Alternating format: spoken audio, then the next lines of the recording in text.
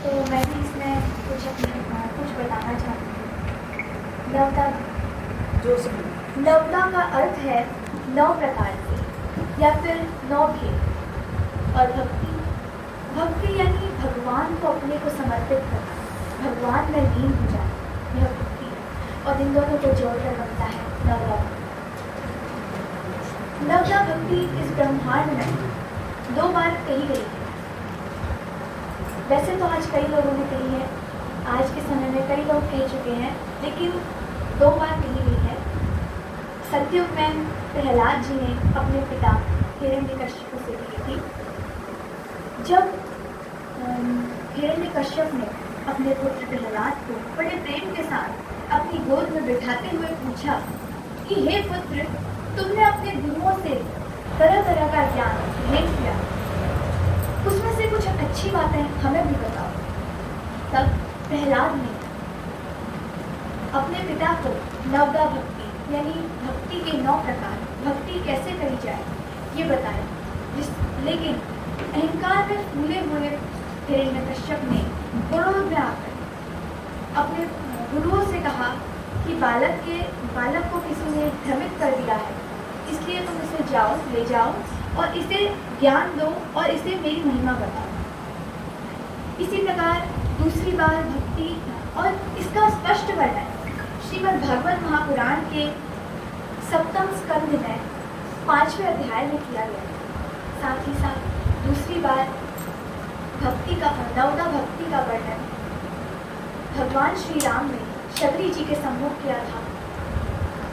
अरण्य कांड में इसका स्पष्ट वर्णन किया गया है। जब माँ शबरी भगवान की राह देख रही थी, अपने आश्रम में कई वर्षों तक उन्होंने भगवान की प्रतीक्षा करी और भगवान श्री राम माँ सीता की खोज करते हुए उनके आश्रम पहुँचे। तब उन्हें नवदा भक्ति का ज्ञान दिया। लेकिन नवदा भक्ति है क्या? ये नवदा भक्ति 9 प्रकार की भक्तियाँ हैं क्या? तो पहली भक्ति है श्रवण, अर्थात जब हम भगवान की कथाओं, भगवान के चरित्र को श्रवण करते हैं, उनको अपने अंदर स्थापित करकर उनका श्रवण करते हैं, तो वो पहली प्रकार की भक्ति बताई हुई है श्रवण। तथा दूसरी प्रकार की भक्ति है कीर्तन, भगवान के नाम का जाप, भगवान का गुणगान गाना, यह दूसरे प्रकार की भक्ति बताई गई है।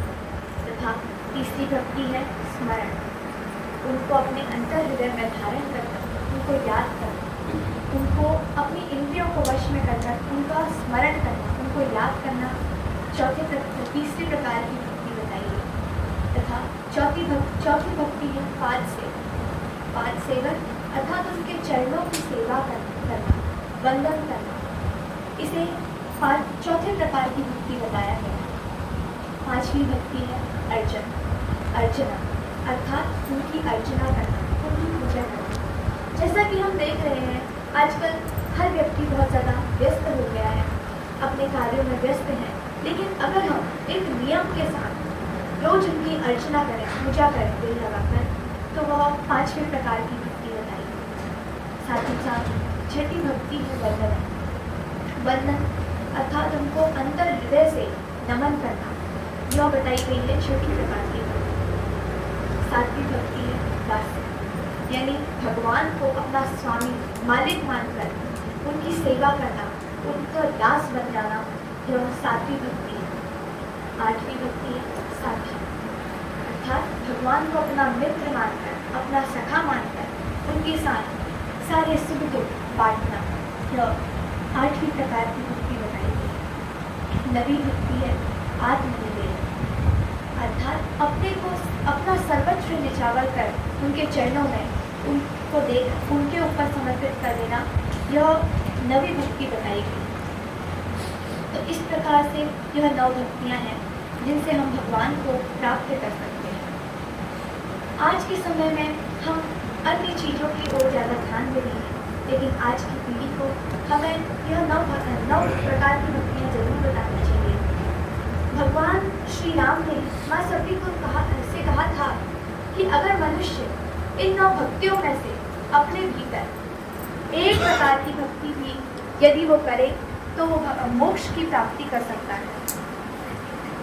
इसी प्रकार से श्रीमद् भागवत महापुराण में लिखा है कि कलयुग में भक्ति ही एकमात्र साधन है जिससे हम भगवान को पा सकते हैं, मोक्ष की प्राप्ति कर सकते हैं।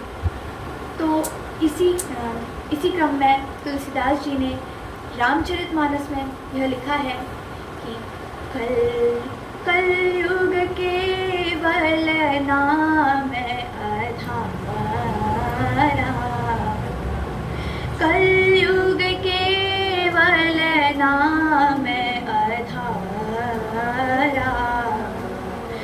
सुमिर सुमिर नर उतरहि पारा, सुमिर सुमिर नर उतरहि पारा।